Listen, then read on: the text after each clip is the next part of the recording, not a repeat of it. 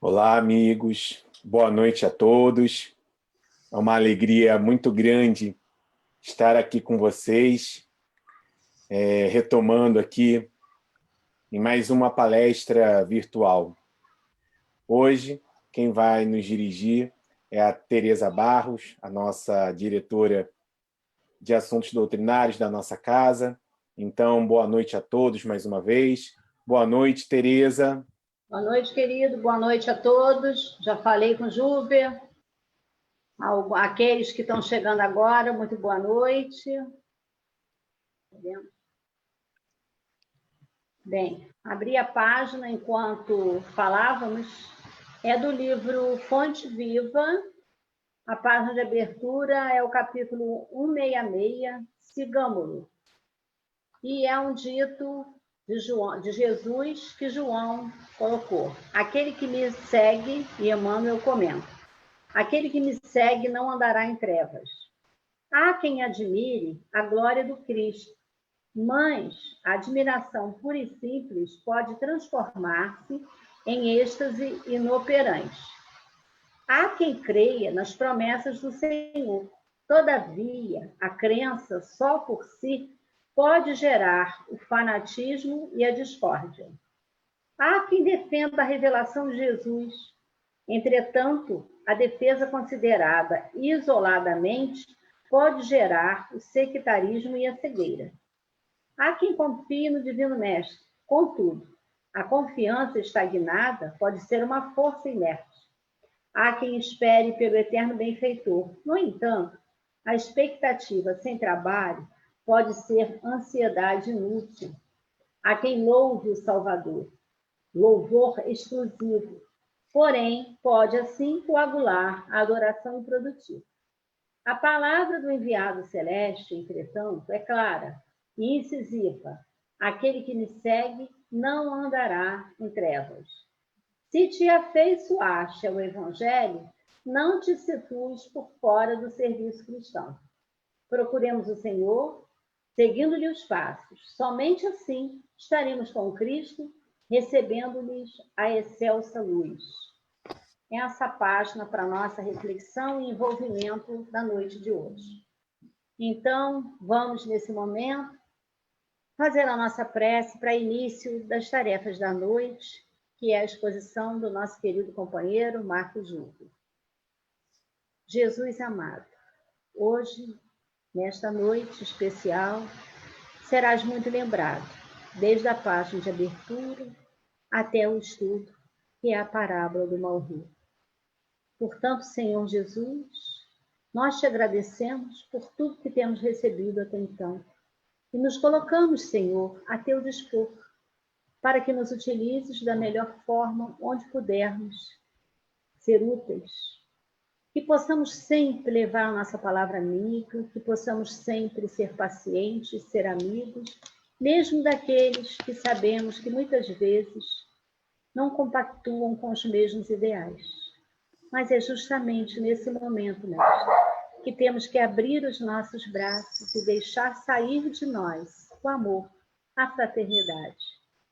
E nessa noite, Senhor, nós te pedimos a divina presença, através dos teus ceareiros do bem e do amor, que eles possam envolver o nosso companheiro tão querido, que tantas vezes nos brindou com sua presença em nossa casa amiga, a casa de Agostinho, que ele possa ser envolvido em muito amor, e que de sua boca certamente sairá que está cheio o seu coração.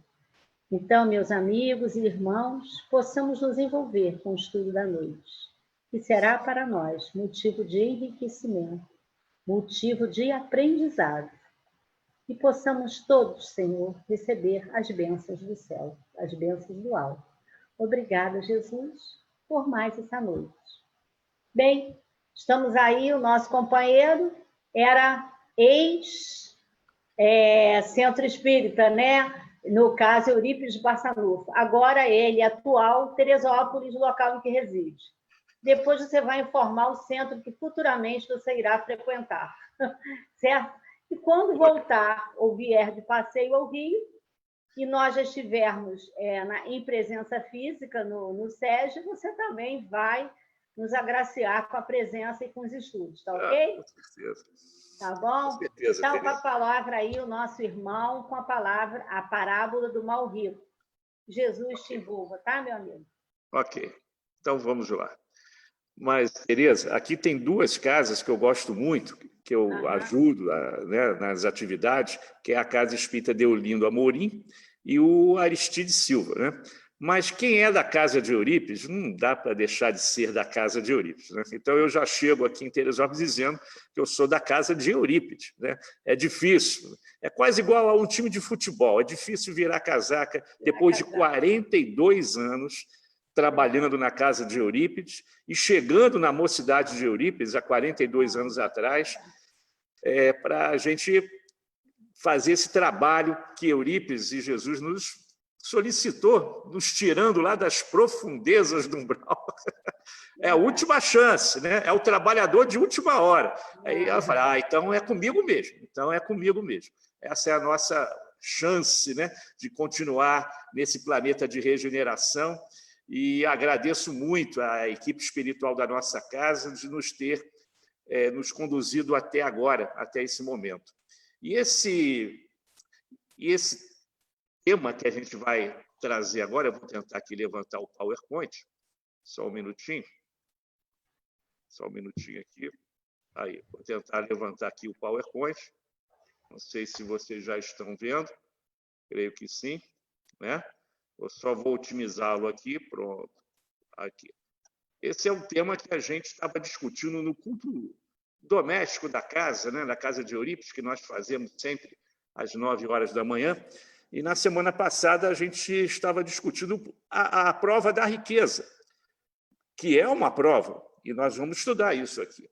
E achei interessante que a garotada da casa levantou essa temática aí, né, do mau uso da riqueza, e lá na parábola do mal rico nós vamos encontrar mais detalhes sobre isso aí, né?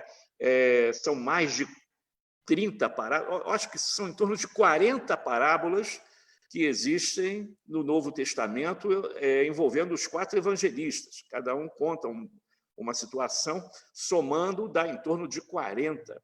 E existe um livro do Caibar Schutel, que para nós, estudiosos, que adoramos ler, é maravilhoso, pois explica cada parábola dentro da pureza doutrinária da nossa doutrina espírita. E esse item está lá no capítulo 16 do Evangelho, do item 5, né, do Evangelho segundo o Espiritismo, no nosso querido Kardec, onde, à luz da doutrina espírita, Kardec nos explica as parábolas, e essa, em especial, a do mal rico, que vai ser o tema da nossa noite de hoje. Então, dando prosseguimento, só para dar uma introdução aqui ao nosso estudo, o que é uma parábola, né? A gente sempre, didaticamente, tenta mostrar, né, o significado, os elementos básicos daquilo que nós vamos estudar. Então, uma parábola era um instrumento muito utilizado por Jesus. Se Jesus foi considerado o maior educador, o grande mestre do planeta, ele não poderia deixar de usar um recurso altamente didático para a época, que era a parábola, que é uma narrativa curta e que se difere dos outros contos, como fábulas, por exemplo, porque é protagonizada por seres humanos, por pessoas como a gente. Então, todas as parábolas, as quase 40 parábolas de Jesus, os personagens principais são pessoas como nós, e não como nas fábulas, onde estrelinha fala com a nuvem, bichinho fala com bichinho. Não, ela é extremamente simbólica nesse sentido e, por isso, altamente metafórica, fazendo com que muitas dessas parábolas tenhamos dificuldade de entender, porque elas são, nem todas, são fáceis de entender, elas são muito herméticas. E aí, graças à doutrina espírita, com uma nova releitura das parábolas, agora só não entende Só não entende quem não quiser. Porque está tudo, é como se tivesse levantado o véu da verdade. E agora a gente pode ver o que está por trás daquelas histórias que Jesus contava de uma forma maravilhosa. A didática era tão perfeita que aquele que não entendia no momento, porque ela, às vezes, era extremamente hermética, complicada, mesmo assim, as pessoas saíam daquele local com o sentimento que ouviram uma bela história, impulsionando para uma reforma íntima. E, aliás, é o que a gente está tentando fazer até hoje, né? É o que a gente está buscando até hoje, essa reforma íntima. O mal na história, a pessoa, no caso era um rico, né? O mal em si era aquele que causa prejuízo a alguém, ou que vai contrário à razão, à lógica, ao bom senso, à justiça, ao dever à justiça. E o rico é aquele que possui muitos bens, em especial riquezas voltadas para o campo material e não espiritual. Então, nesse segmento, nesse sentido, vamos recordar a parábola, que muitos já leram, muitos lembram, mas vamos recordar, literalmente, o que nós vamos encontrar em Lucas, no Evangelho de Lucas, capítulo 16, entre os versículos 19 e 31. O que é que ele diz lá nessa parábola do mal rico e do pobre Lázaro? Lázaro, que não tem nada a ver com aquele que foi ressuscitado, né, por Jesus, entre aspas, né, que estava há 4 dias enterrado e Jesus foi lá e trouxe a vida. Não é esse Lázaro, é um pobre que andava pelas ruas de Jerusalém, né? Havia um homem rico que se vestia, aliás, é um contexto histórico não real, perdão, né? Jesus dizia que ele andava por lá, mas é uma parábola, né? O personagem é um ser humano, mas possivelmente fictício, tá? Então havia um homem rico que se vestia de púrpura e de linho finíssimo e que todos os dias se regalava esplendidamente. Havia também certo mendigo chamado Lázaro, coberto de chagas, que ficava ao seu portão, desejoso de receber as migalhas que caíam da mesa do rico, mas ninguém lhe dava, e os cães vinham lamber-lhe as feridas, como mostra aí a nossa figura. Morreu o mendigo e foi levado pelos anjos para o seio de Abraão. Morreu também o rico e foi sepultado. No Hades, que é o inferno dos pagãos, estando em tormentos, levantou os olhos e viu ao longe Abraão e Lázaro, e clamou: Pai Abraão, tem misericórdia de mim e envia-me Lázaro para que molhe na água a ponta do dedo e me refresque a língua, porque estou atormentado nesta chama. E disse, porém, Abraão: Filho, lembra-te de que em tua vida recebeste os teus bens, e Lázaro, de igual modo, os males. Agora, porém, ele aqui é consolado e tu atormentado. E, além disso, entre nós e vós há um grande abismo, de modo que os que quisessem passar daqui para vós não poderiam, nem os de lá passar para nós. E aí ele replicou: Pai, eu te rogo então que o mandes à casa de meu pai, pois tenho 5 irmãos, para os avisar, a fim de que não venham eles também para este lugar de tormento. Mas Abraão disse: Eles têm Moisés e os profetas, que os ouçam. E respondeu ele: Não, pai Abraão, se alguém dentre os mortos for ter com eles, vão de se arrepender. Abraão, porém, lhe disse: Se não ouvem Moisés e os profetas, tampouco acreditarão na palavra de um morto que vem falar com você, que vem trazer a verdade.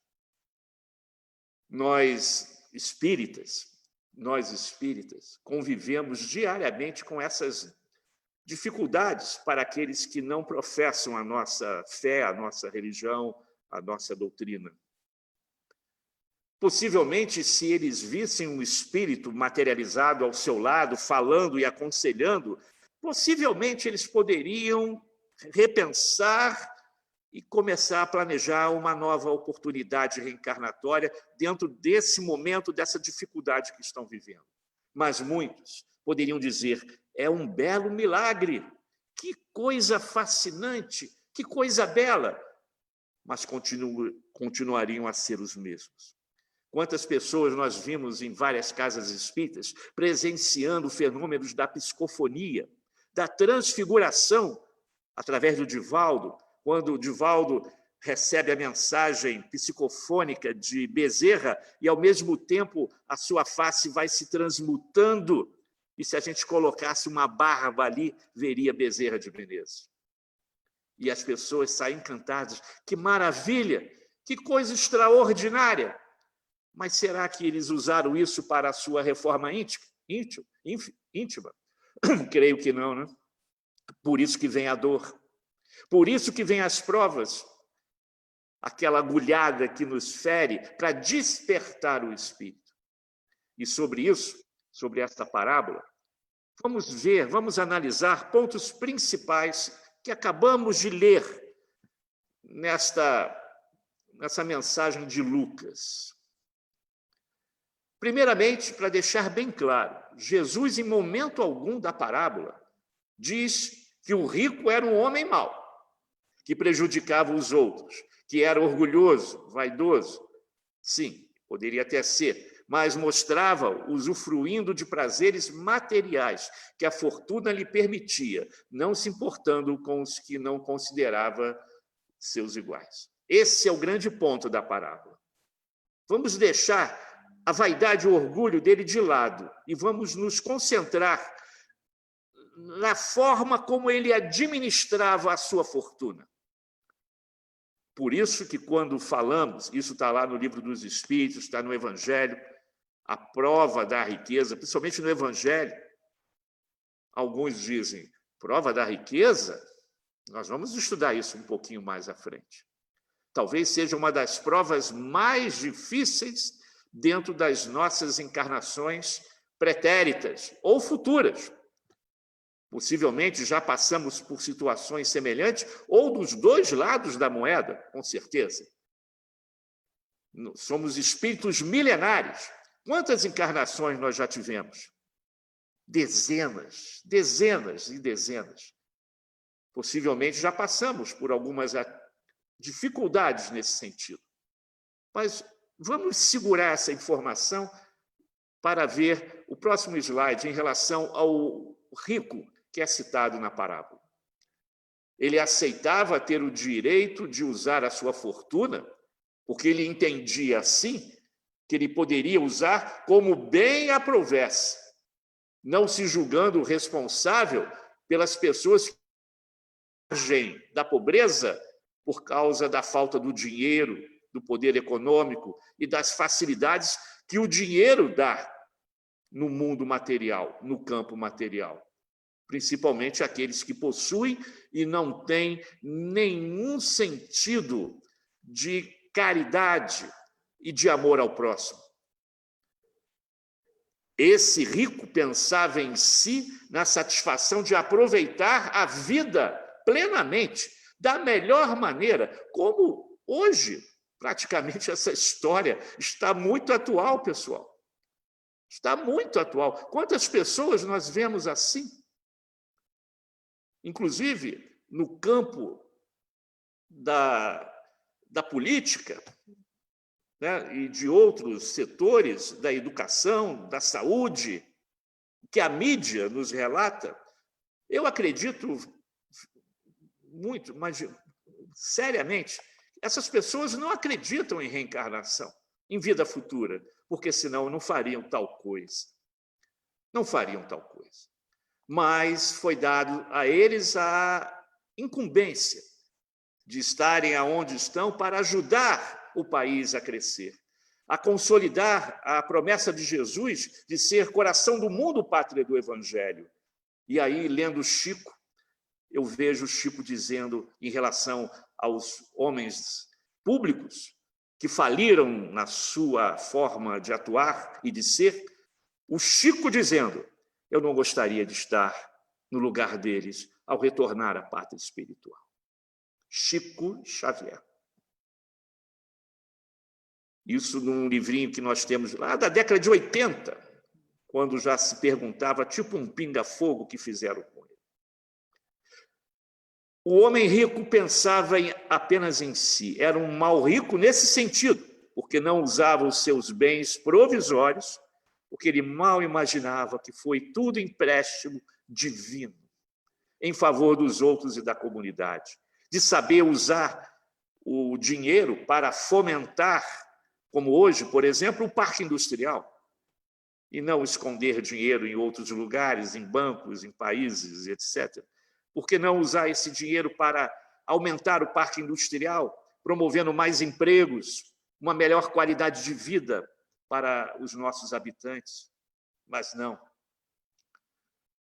Eles preferem guardar o dinheiro, enterrar o talento, ao invés de aproveitar essa missão que lhe foi dada com a fortuna e com a riqueza de ajudar os seus semelhantes. Por isso que na parábola é um mal rico, como nós temos vários nos dias de hoje, e que muitos de nós conhecemos, né? O Lázaro, o pobre doente, sem poder trabalhar, não incomodava ninguém. Nunca se rebelou contra Deus. Mendigava para sobreviver, almejando apenas as migalhas que caíam da mesa do rico e que ninguém lhe dava. Nunca reclamou, pessoal. Não lamentava, não recriminava a Deus e os homens pelos seus infortúnios. Aceitava aquilo de uma maneira diferenciada, com humildade, e assim viveu toda a vida mendigando. E ambos desencarnaram, quase que ao mesmo tempo. Aí a situação no mundo espiritual, na pátria espiritual, se inverteu. O rico foi para uma região trevosa, que alguns chamam de Hades, sentindo os sofrimentos da fome, da sede, como a gente costumou a ler no início do livro de André Luiz, Nosso Lar, aquele capítulo 1, onde mostra as trevas e como é conhecido ou chamado por nós como umbral. Mas que deveria, como diz aqui o texto, né, que não conhecer em vida os sofrimentos, mas começou a antever ou até vivenciar isso no retorno à pátria espiritual, e começou a viver de uma maneira extremamente difícil. Lázaro, por sua vez, que nenhum prazer puder usufruir na sua vida na terra, desperta numa região de paz, porque ele respeitou as leis divinas. Intimamente ele sabia que aquilo era uma prova que ele deveria passar, não sabia explicar como, mas não reclamava com Deus. E quantas pessoas nós conhecemos por uma dorzinha pequenininha, dentro do seu egocentrismo, da sua vaidade, do seu orgulho, levanta a cabeça para os céus e reclama contra Deus, até com impropérios, como se dissesse: não está me vendo aqui, não está me vendo sofrer, como se só ela sofresse no planeta. Mas esse Lázaro era diferenciado. Por isso ele despertou numa região de paz, de extrema harmonia e de plena felicidade. O rico não se surpreendeu.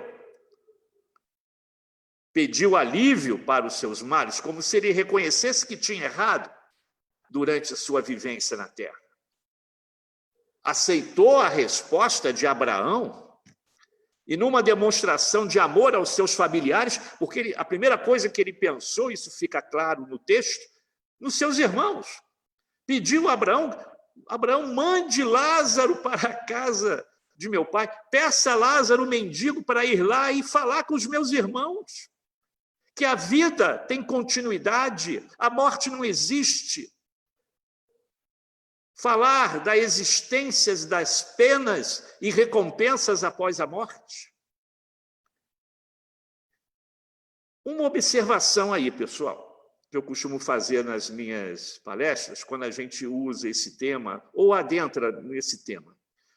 Nesse pedido, fica claro que os judeus sabiam que as almas dos mortos podiam se manifestar aos homens, mas não todos.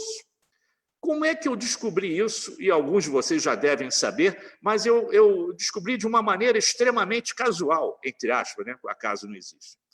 Numa outra faculdade que lecionava, uma faculdade católica, um professor de filosofia, ex-seminarista, nos falou o seguinte, aliás, conversávamos muito sobre doutrina espírita.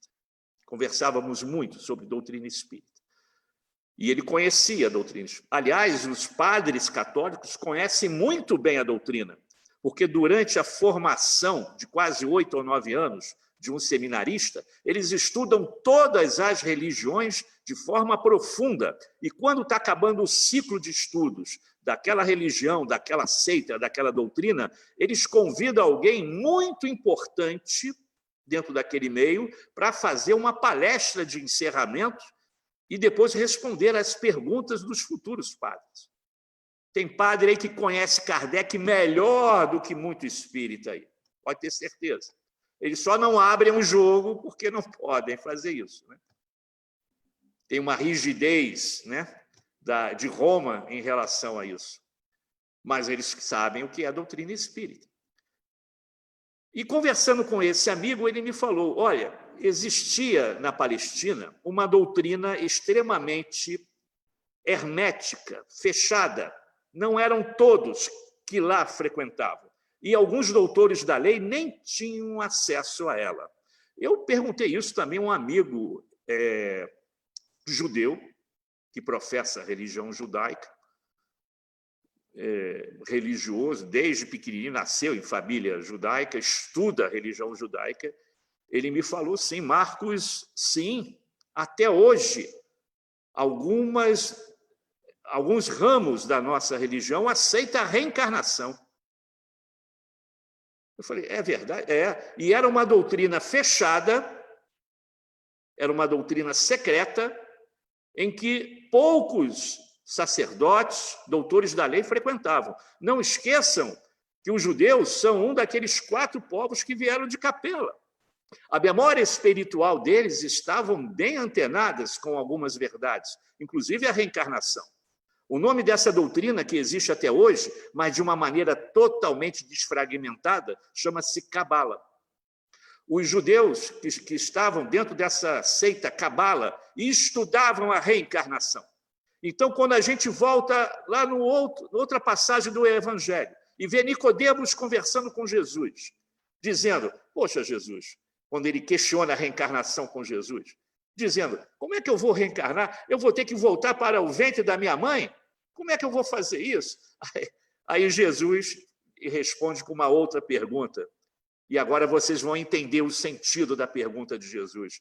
Ora, você que é doutor da lei não sabe do que eu estou falando? Você que estuda a Cabala, você que é reencarnacionista, não sabe o que eu estou falando? É que Nicodemos escondeu o jogo ali. Ele não falou para Jesus e nem precisava dizer que ele conhecia a reencarnação. Ele fez um teste, como muitos doutores da lei faziam com Jesus. Esse foi mais um. Então, existe sim judeus que acreditam em reencarnação. Naquela época já acreditavam, por isso que ele pede que Lázaro fosse para dizer, olha, aquilo que uma vez a gente comentou é verdade, a vida continua. E existe também, na vida futura, a existência das penas e recompensas após a morte. Veja bem, olha como é que a doutrina espírita ajuda a levantar o véu de várias verdades historicamente contidas, né, nesse parágrafo, mas que a gente não tinha acesso. E não para aí.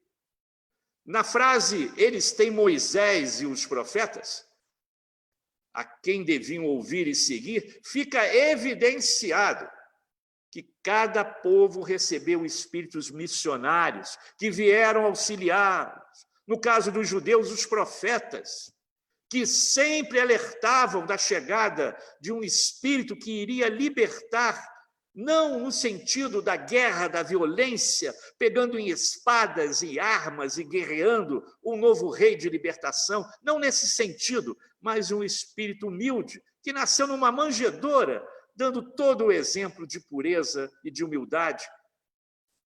Nesse sentido, o povo não entendeu, mas já está lá no Velho Testamento os profetas avisando que futuramente veriam espíritos para fazer exatamente essa missão que Jesus realizou, revelando o Deus de amor e de bondade, não matando aquele Deus de Moisés, porque na época de Moisés aquele Deus vingativo era necessário existir daquela maneira, mas os homens já estavam preparados por uma nova era. Então, recebeu espíritos missionários que vieram auxiliá-los, não só Jesus, outros, nesses ensinamentos, adequados, claro, ao seu grau de evolução. Por isso que Jesus não falou tudo o que devia falar naquela época. E nos prometeu um Consolador, e hoje nós temos. Desde 1857, temos esse Consolador, onde podemos estudar toda a história do cristianismo, principalmente aquela história precursora da verdade, dos primeiros cristãos, dos primeiros anos de Jesus, das suas palavras, com aprofundamento. E isso só a doutrina pôde nos trazer. E a frase, se não ouvem a Moisés e aos profetas, tampouco se deixarão persuadir ainda que ressuscita alguém dentre os mortos. Falei agora há pouco tempo, né? Se trouxéssemos uma pessoa à casa espírita para ver aquelas casas que ainda realizam sessões de materialização de fenômenos abertos à população, que são raríssimas hoje, as pessoas iam sair de lá encantadas. Ah, que maravilha, que coisa maravilhosa! Eu vi o meu pai materializado. Mas e aí? Modificou alguma coisa em você? Você vai voltar para a rua, voltar para fazer as mesmas coisas que faziam antes. Nada te tocou ali. Por isso que Kardec não se preocupava com os fenômenos mediúnicos.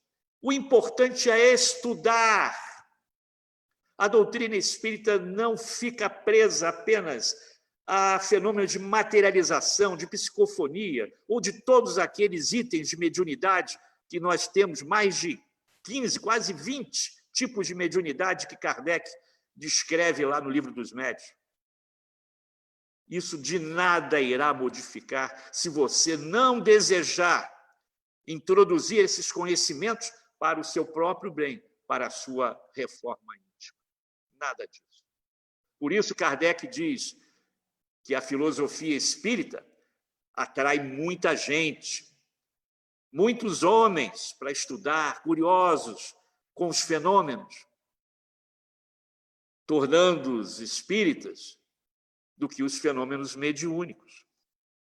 Filosofia espírita é legal para estudar, sim, atrai pessoas que querem entender os fenômenos mediúnicos, sim, mas tem mais bagagem teórica, tem mais coisa para a gente refletir, pensar, não achar que aquilo é um milagre, é uma coisa fantasiosa.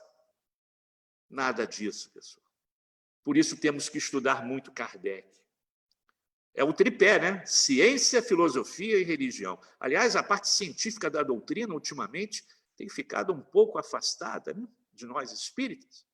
Vamos retomar essa parte científica que se faz tão atual e tão presente? É um tripé que tem que ser trabalhado na forma tríplice: ciência, filosofia e religião. Agora, à luz da doutrina espírita, vamos rapidamente, porque o nosso tempo não é muito longo, vamos analisar essa parábola à luz da doutrina espírita. Primeiro item, que nós já falamos aqui, eu prometi que ia trazer, está aí. A prova da riqueza é muito mais difícil que a da pobreza. São os amigos espirituais que nos advertem. E nós temos que tomar muito cuidado quando nós estudamos essa parte do Evangelho com aqueles nossos amigos assistidos da Casa Espírita. Eu me lembro que na Vila Sapê, onde há 35 anos nós temos um trabalho voltado para aquela comunidade, junto com a garotada do terceiro ciclo e pré-mocidade, falávamos sobre esse tema aí. Tivemos que ter muito cuidado.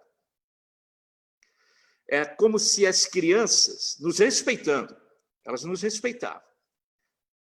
Conforme a gente ia falando da dificuldade da prova da riqueza, aquele sorriso sarcástico do lado da boca, como se dissesse para a gente, e a gente captou imediatamente: quer trocar comigo então? Quer ficar aqui e eu ficar do teu lado?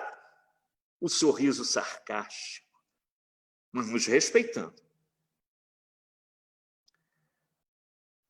Por isso que, quando a gente adentra numa comunidade carente, como da Vila Sapê e outras que aparecem também na casa de Agostinho, para receber as bolsas, os mantimentos, ou para serem assistidas lá no projeto Amazonas Hercos, que eu sei que muitos jovens da casa auxiliavam na época que a gente estava aí, tem que ter cuidado, pessoal.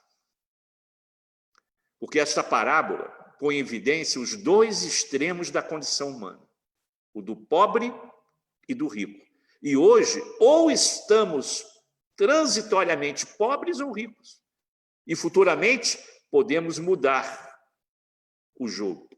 Uma menina da Vila Sapê nos falou muito isso. Nós trocamos os papéis, o cenário é o mesmo, a gente só troca de papel, de personagem. Uma menina da Vila Sapê nos falou isso. O rico, na história, simboliza, como nós falamos, as pessoas apegadas à matéria, ao egoísmo. O pobre, desprovido dos bens materiais, não reclamava. Era aquele sofredor resignado, mas com fé, sabendo que o futuro seria melhor, mas não o futuro da terra, o futuro da vida espiritual. O rico, por estar mais próximo dos bens materiais, quase sempre é assim. Ele tem um esquecimento dos benefícios que ele deveria fazer para com o seu próximo, porque foi assim que ele fez o seu planejamento reencarnatório. Quando ele faz o planejamento reencarnatório, ele diz lá: eu vou ajudar, eu vou incentivar, eu vou botar meu dinheiro para aumentar a qualidade de vida daquelas pessoas, para levar tranquilidade material àquelas pessoas, mas depois que você está na sua ambientação reencarnatória, os prazeres, o ter, a mídia te incentivando a comprar, compre para ser feliz. Chega até a dizer assim, né? Meus irmãos, infelizmente, quem pensa dessa maneira, quem pensa que atrelar o poder financeiro, a sua riqueza, a felicidade, nunca será feliz. Porque está lá no Evangelho. A felicidade não é deste mundo e não é através das riquezas e dos bens materiais. São dos bens espirituais, daquilo que você plantou e daquilo que você vai colher. Então, infelizmente, aqueles que linkam a felicidade aos bens materiais nunca serão felizes. E por isso vem a dor para nos alertar. O pobre por não ser vítima das facilidades do dinheiro, ele até tem mais tranquilidade para vencer as suas dificuldades e vencer as suas provas. É nesse sentido que o Evangelho tenta mostrar. O pobre, e nós vemos em comunidades muito carentes, eles são mais unidos. Eles trocam favores através da caridade normal que existe entre eles, que foi amalgamada pela pobreza. Então, eles vão dividir o pouco que tem para que ninguém passe fome. E o rico nem quer saber, nem sabe quem é aquele que mora do lado da casa dele, do apartamento dele, ou daquela casa no condomínio maravilhoso que ele mora. O desencarne mostra a verdade das coisas. Então, quando Lázaro foi admitido no seio de Abraão e o rico chegou no Hades, que é o inferno, ele começa a entender tudo e vê que tudo aquilo que a sua doutrina ensinava, ele talvez fosse um estudioso, como um bom judeu, de Moisés, do Pentateuco mosaico. Aí ele viu que, quando passou para outra dimensão, ele viu que tudo aquilo era verdade. Tanto que ele pede para Abraão avisar os seus irmãos. Lázaro recebeu a recompensa pelo seu sofrimento. Como muitos casos semelhantes nós vemos hoje aqui no nosso planeta, na nossa cidade. O rico, pelo contrário, já tinha recebido a sua recompensa na terra, e as dificuldades que ele encontrou lá, imensuráveis. As barreiras da comunicação são também barreiras morais, porque em certo momento eles dizem assim, olha, quem está aqui não pode ir para aí, e quem está desse lado também não pode ir para lá. Ou seja, de acordo com o peso específico do nosso perispírito, nós, ao desencarnarmos, iremos para a região espiritual, para a pátria espiritual, de acordo com o contexto que que se faz proceder, de acordo com aquilo que nós acreditamos pela nossa fé, pelos atos que nós praticamos, por aquilo que nós plantamos. O peso específico do perispírito vai manter o perispírito de cada um de nós mais perto do planeta Terra, ou seja, mais perto do umbral, ou mais longe do planeta Terra, de acordo com as vibrações mentais. Essas vibrações que André Luiz chamava de hálito mental. Quando pensamos em coisas boas, atraímos coisas boas e espíritos bons. Então, no mundo dos espíritos, existe ordem, organização, disciplina. Ou seja, não nos é facultado frequentar qualquer ambiente. Nós vemos no nosso lar a mãe do André Luiz querendo ajudar André Luiz, mas ela não podia ir lá e nem André chegar até onde ela estava, num nível espiritual elevadíssimo. Então, não podemos ir para qualquer ambiente. Depende das nossas vibrações, pensamentos mais ou menos elevados. Por isso, Abraão nega a presença de Lázaro junto do rico. Isso não vai ser possível. Lázaro já está em outra esfera, em outra dimensão muito distante de ti e dos teus irmãos. Ele não poderá fazer. Mas, afinal, quem é Lázaro? Aí eu fui ver lá Caibar Schutel, né? Naquele livro que eu falei inicialmente, Parábolas e Ensinos de Jesus.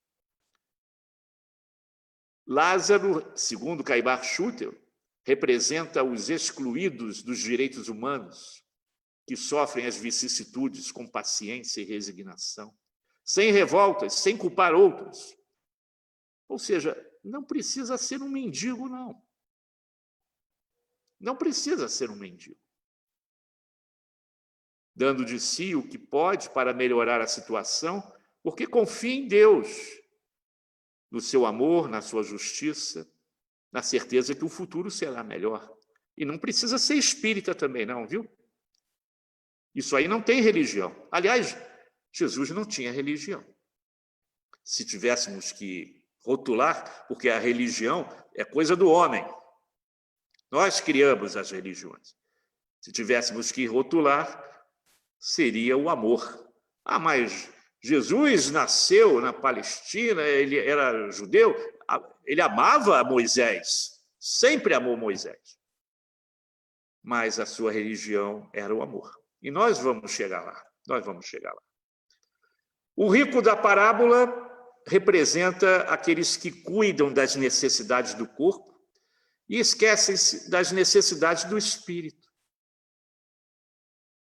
Vivem somente para si, na satisfação de suas necessidades físicas e materiais de forma egoísta.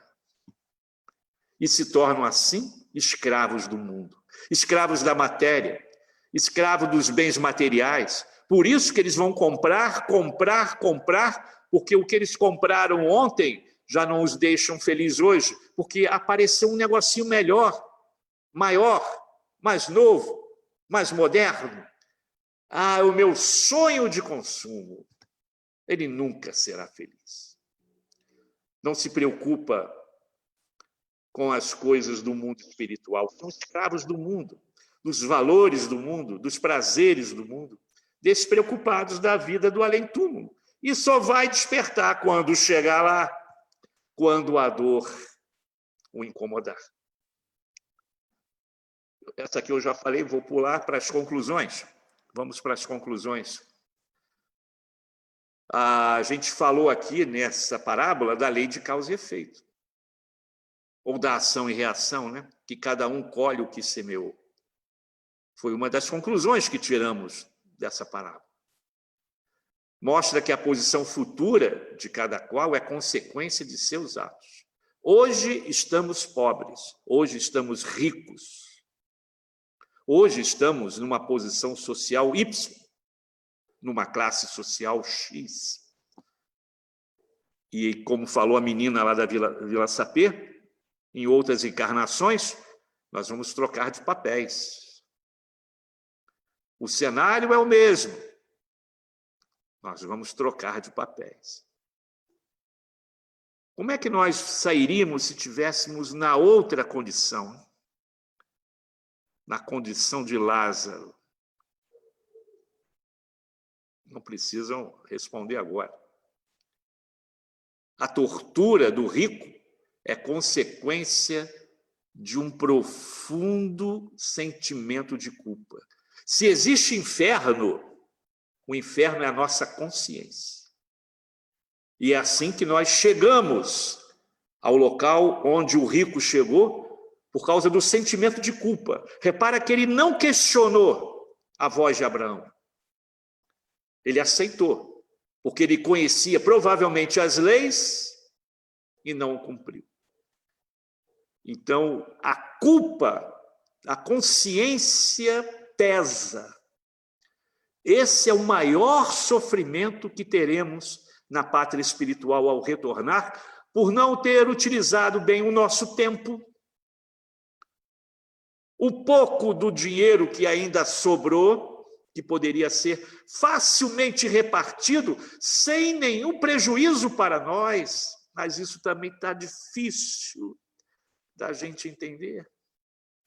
E olha que a gente estuda a doutrina, a gente vê os exemplos dos amigos espirituais. É o apego aos bens materiais, mesmo sendo cristãos.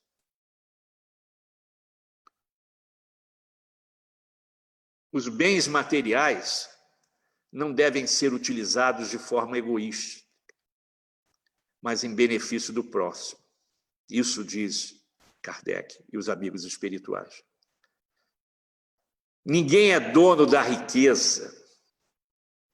Somos usufrutuário dela. E viemos com uma incumbência para ajudar aqueles que não têm condições de ter o que temos ou de conseguir aumentar essa fortuna com o objetivo de ajudar o próximo.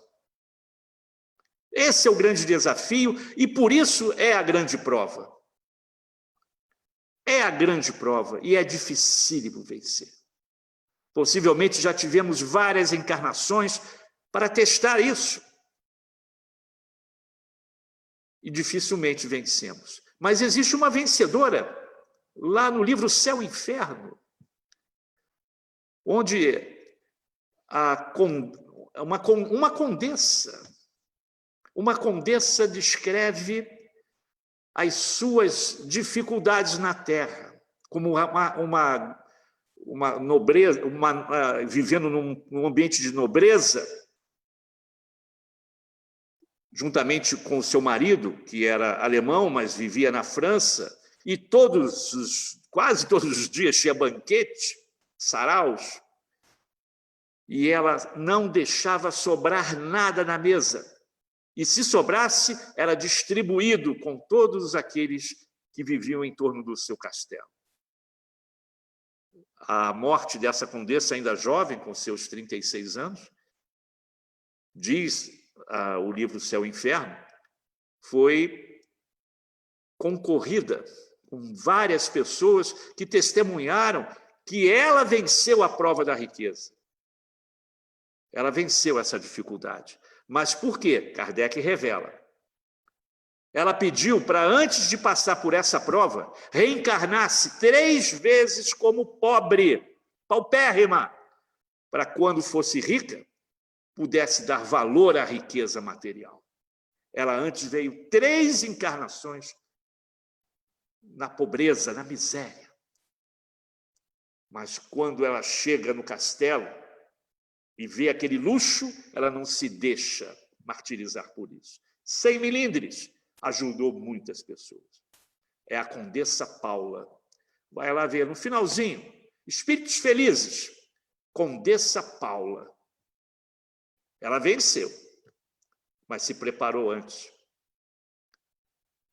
A parábola confirma a comunicação dos mortos com os vivos, isto é, dos desencarnados com os encarnados, o que não é, portanto, invenção dos espíritas. Isso já é comum, como eu falei, desde aquela doutrina secreta que os judeus tinham conhecimento e que outros povos que vieram de Capela também traziam. Os egípcios traziam isso, mas de uma maneira muito primitiva, porque achavam que era através do mesmo corpo que o espírito ia voltar, daí a mumificação. O povo hindu também acreditava nisso, mas de uma maneira mística, deturpada, porque poderia vir em animais, reencarnar em animais. A ideia da reencarnação estava na cabeça desse povo. Por isso que Jesus escolheu nascer entre os judeus. Era um povo monoteísta e mais perto daquilo que ele iria falar para todos nós. E, finalmente, esta parábola de Jesus demonstra, mais uma vez, a verdade que está no lema do Espiritismo. Uma verdade que Kardec coloca e que é insofismável, implacável. Fora da caridade não há salvação. E não há, pessoal. Não é fora da igreja, fora do espiritismo. É fora da caridade. Meus irmãos, agradeço aí a paciência de vocês pela nossa reflexão de hoje, que eu sei que vai ter muita coisa para pensar nessa noite de sono, mas esse é o mundo que nós estamos vivendo, com uma oportunidade única de, se quiser continuar no planeta de regeneração, faça a sua reforma íntima. Pense mais nos bens espirituais do que os bens materiais. E assim eu agradeço muito e passo a Tereza, né, a continuação do nosso estudo aí. Muito obrigado, pessoal. Nós é que agradecemos a sua presença virtual, mas guardada em nossos corações a partir de hoje. Então, vão haver perguntas. Como é que vamos fazer, Bruno? Bom, como ele no início não abriu para as perguntas, a gente segue o rito normalmente. Isso. Então, vamos assim encerrando, agradecendo ao nosso companheiro, agradecendo muitíssimo, e que você tenha, a partir, né, já de algum tempo em Teresópolis, toda a felicidade que você tinha aqui no Rio, né, e que continue distribuindo a sua palavra, né, por lá também, sua palavra amiga e sábia. E voltamos aqui à carga, né, das nossas semanas. Para a próxima semana, portanto, no dia 17 de julho, estará conosco o companheiro Daniel Salomão. É daquela turma boa lá de Juiz de Fora. Aquilo ali está virando algo muito bom, né?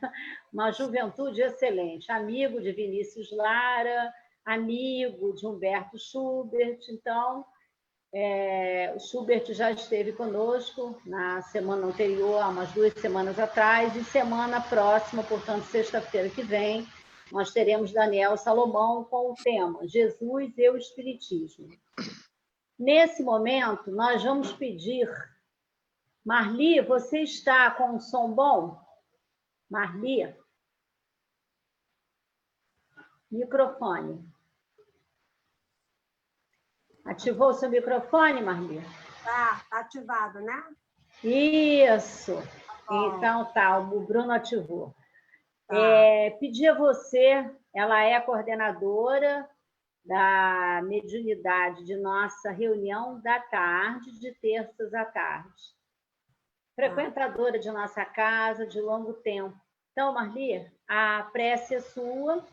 Tá e com uma irradiação, né, por todas essas pessoas aí que estão partindo por essa doença horrível, né, esse momento ruim. Agradeço em nome de todos nós esse encontro maravilhoso, tá ok? Tá bom. Marli, se você me permite, eu queria tirar uma dúvida. Eu estou vendo na tela aqui Francisco Carlos, é o Chicão? Eu estou vendo, acho que é a mãe dele aí. É a mãe dele que está aí? É o Chicão? É, isso mesmo. É a mãe dele. É a mãe É dele. ela Ela mesmo. mande um abraço. Olha ele passando aí atrás aí. Um abraço para esse cara aí. Pensei que ele tinha desencarnado, porque nunca mais eu vi o Chicão. Foi o nosso companheiro de mocidade. Olha ele passando ali. Nosso companheiro de comércio, da época boa, do Instituto de Educação. Olha lá, rapaz. Então, a senhora manda um abraço fraterno para o meu amigo, tá bom? Tá bom. Desculpe aí, Marli. Não, nada, esse abraço, muito importante mesmo a ele lá. Ele passa, ele me vê aqui. Bruno depois transmite, ou um de nós próprios, que eu acho que ela não ouviu bem. Marli, então, por favor, agradeço, tá? Em nome de todos. Tá bom. Então, vamos agora unindo os nossos pensamentos, elevando os nossos pensamentos a Deus, com muita gratidão por esses momentos em que estivemos juntos, embora separados fisicamente, mas juntos em pensamento, unidos, agradecendo muito a oportunidade desse estudo, desse esclarecimento, dessa noite, sempre tão importante para todos nós. Esclarecimentos que nos ajudam muito no crescimento espiritual, na compreensão, hoje da parábola. Muito importante esse esclarecimento da parábola. Agradecemos muito a Deus essa oportunidade de estarmos dando continuidade ao estudo e pedimos também nesse momento que os espíritos trabalhadores da Seara de Jesus, que os mensageiros do Mestre possam, com nossos pensamentos unidos, lembrando de todos os irmãos que se encontram nesse momento de pandemia sofrendo perdas que são tristes para cada família que perdeu seu ente querido e que chora a ausência do ente querido, do amado, e que hoje sofre por essa perda. As perdas também materiais, da vida material, que levam ao sofrimento de muitas famílias. Nós pedimos, Senhor, que todos esses irmãos se encontrem em sofrimento, que se encontram de maneira difícil desses momentos, passando por dificuldades financeiras, materiais, por dificuldades de sofrimento moral, Nós pedimos por todos eles, que eles sejam abastecidos moralmente, que seja levado a eles o teu bálsamo protetor e amigo, para que eles encontrem forças, Senhor, de continuar, de dar continuidade à sua vida aqui na Terra. Que queremos levar a eles a força, a coragem e a fé para poderem continuar levando a sua trajetória com muita fé e muita esperança. E que Deus abençoe a todos nós. Muito obrigada ao nosso irmão, que ele leve também nós o nosso abraço afetuoso, o nosso carinho, o nosso grande agradecimento por esses momentos de tanto esclarecimento. Pedimos por todos nós, Senhor. Pedimos pela nossa casa querida, pelos trabalhadores da nossa casa, pela direção, por todos, Senhor. Pedimos nesse momento muito, por todos nós, pelos nossos familiares, pelos nossos lares. E que a tua paz, Senhor, estejamos sempre buscando dentro de nós a tua paz, o teu amor, para estarmos nos sentindo também bem abastecidos da fé e da esperança em nossos corações. Que Jesus abençoe a todos nós com muito amor no coração. Graças a Deus. Graças a Deus. Conosco, em nossos lares, e que Jesus nos faça reunir todos novamente na próxima sexta-feira. Obrigada a todos. Obrigado, Júver, mais uma vez. Boa noite. Uma bela noite de frio para você. Certeza. Um beijo para todos aí. Um abraço aí. E obrigado pelo convite aí. Nada, é sempre uma alegria estar aqui com você. Uma boa noite a todos e até o próximo encontro. Até breve, amigos. Grande abraço. Obrigada.